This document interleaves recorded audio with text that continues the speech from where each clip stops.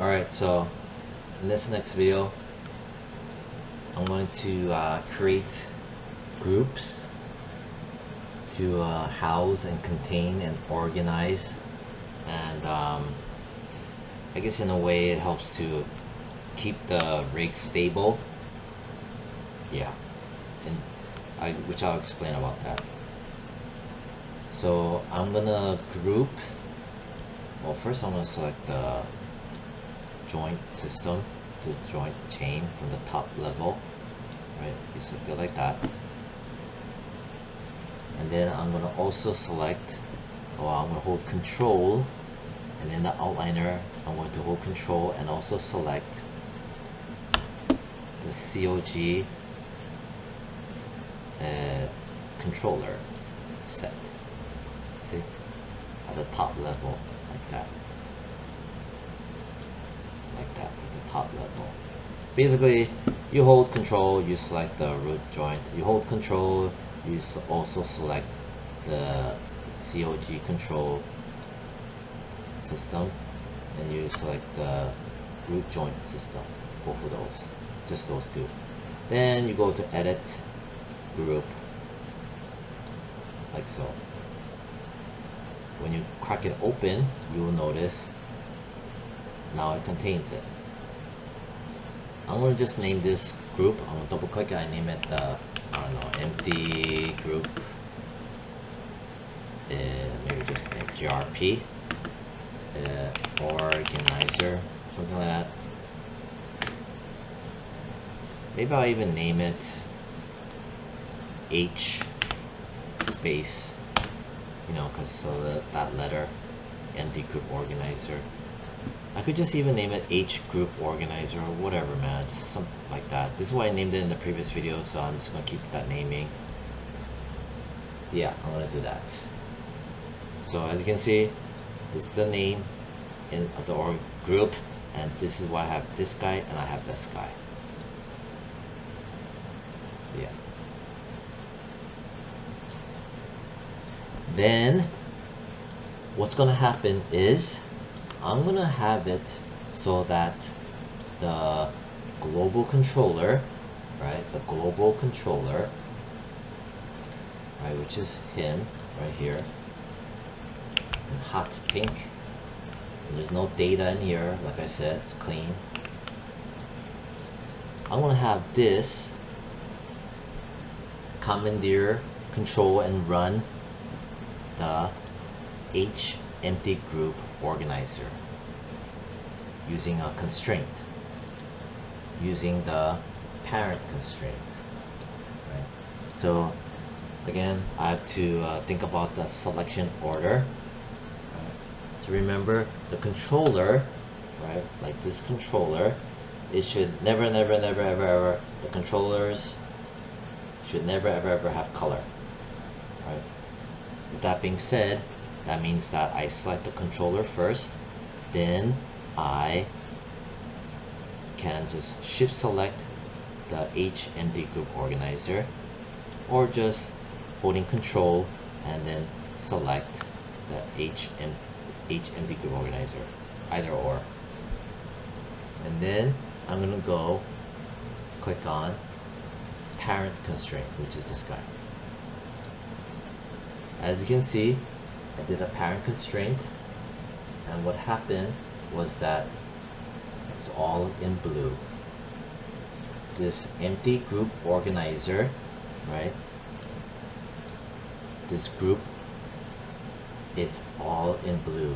So what this means again is that the group is being run, controlled by the global controller, which is him. And as you can see, the empty group organizer, it has a parent constraint attached to it to remind us and let us know. Now, if I grab the global controller, if I move the global controller, you can see it doing its job, like so. And there you have it. So that's that part. So there's one more thing. The global controller, right? I need to have the global controller also be able to manipulate the scaling of everything that it's controlling. So right now the global controller, it's commandeering and controlling the empty group organizer, which is in blue, but you notice that these specific channels are in blue except for the scale for the empty group organizer. And inside the empty group organizer, it has the bones, it has the controllers, right? But now I also want the global controller to be able to scale anything and everything inside of the empty group organizer. So I can scale the rig, big or small, and even animate it. But you see here, nothing is in blue. That means that it's not being commandeered and controlled. So what you want to do is, same thing, you select the controller, the global controller, you also select the group, the empty group organizer. As you can see here, I need to apply a new constraint called a scale constraint option box. Reset it. Right. You'll notice that this one is maintain offset is unchecked, while the parent constraint, it is checked. Leave this alone. Right. I'll discuss about maintain offset in another tutorial someday. Everything else is default. Hit apply. This will be blue now. There you go. And also, now you'll notice the empty group organizer, it has the parent constraint as well as the scale constraint. Before we only had the parent constraint. Now we also have the scale constraint. So basically now this, I'm not gonna scale the rig yet, right? I'm a little bit afraid of breaking something, so I'm just not scaling it as of yet. So this is what we have. I'm gonna turn on the mesh because it's about time I need the mesh soon. What the hell is this for again? Right click. Oh, I made this by accident. Delete layer. Alright, so that's set up. Alright, so we're almost done with this tutorial. I'm gonna close that. Right. What's gonna happen next is I'm gonna create another group. But what's gonna happen is I'm gonna select the mesh. I'm gonna select the global global controller. One in here. This turned white because it's just to signify that there are multiple things being selected, and the green one meaning that this is the last thing that I selected. That's why it's not hot pink anymore. Then I'm also gonna select the empty group organizer, right? Because inside of it, it has all this stuff, whatever. I'm gonna hold shift and I'm gonna also select this. So we selected all three, and I'm gonna go edit group, and then this new self-containing group that is housing all of this, I'll double click this group. I'm gonna name it H main group, GRP for group. So everything is self-contained. There's a reason why for all of this. In terms of rigging, is to help so that everything is compact and clean and nothing's just floating all over the place where things can break. It's just packaged neat and cleanly, and functionality wise is to help prevent things from being broken accidentally or deleted accidentally or whatever. So I'm going to click outside. I'm going to select the H main group that I just made, and in here I'm going to left click and drag all of that so it's highlighted in blue. Right click on it, lock selection. Now it's all grayed out. Now what it means is that this group, right, and you notice the move tool, it's grayed out. I cannot move the group. So I cannot move it around by accident. Basically, it's locked out. Like that. I can still grab the controllers, you know, but the group itself is locked. I think I might just leave it like that. And then the next tutorial is super important. I go over something called the connection editor. First, let me save this. I want to name it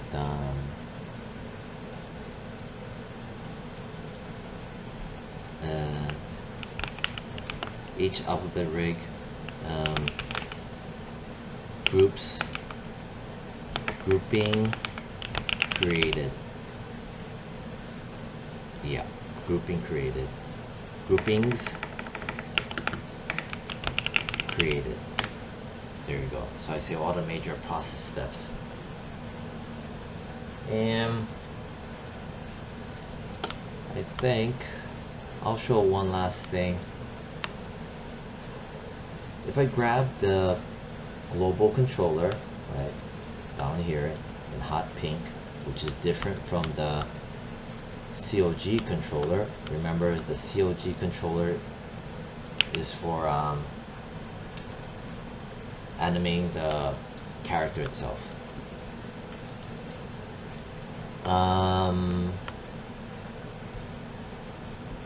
Oh, in 12 minutes.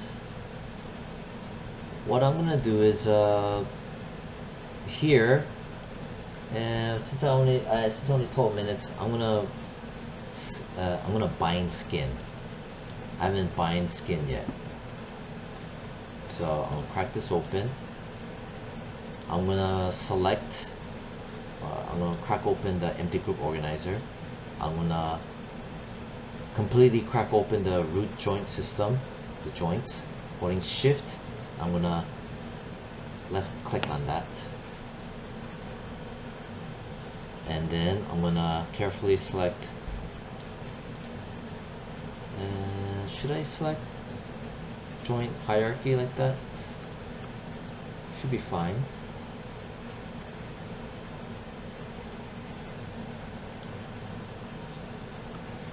Alright, so I had to pause the video for a bit. I'm gonna, like I said, I'm gonna bind the mesh and the bones together. I'm gonna select the root joint, H root joint, or whatever letter that is being used. So I select the root joint. You can see here, it's in blue. Then I'm gonna hold Control so that I can end up also selecting the mesh.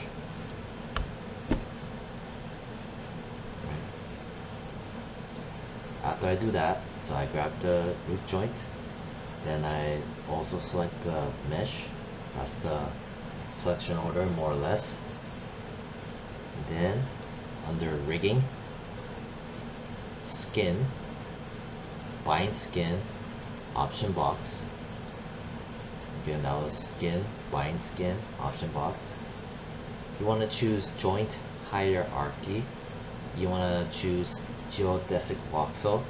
You want to choose dual quaternion. Right. There's terminology and meanings behind these, but for the most part, you just choose these, you'll be fine. Dual quaternion, and then max influences, set that to just 3.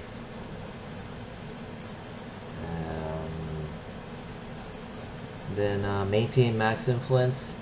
In the PDFs, I had it checked on, but you could check it off. The other Professor Kazmarek, mentioned about unchecking it, so I'm like, why not? You could leave it unchecked. And there's reasons behind this, but I'm tired, I don't want to talk about it, and it's not part of the overall lesson. And then I also unchecked colorize skeleton, because if you have it checked on, it'll put nice little colors on the skeleton, but it's confusing and gets annoying, so I leave it unchecked. Fall off at 0.2, resolution at 1024. That's it. Follow these steps, you'll be more or less golden. Hit apply. It will take some time to process. I will pause the video as it's processing.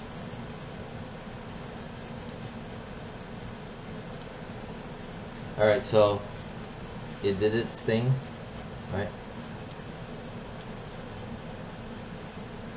Because I'm gonna click outside. I'm gonna select the mesh. It says here skin cluster 1. This means that the mesh and the bones have been binded or skinned. Right here. Now the next step, I grab the mesh. Well, I'll show it.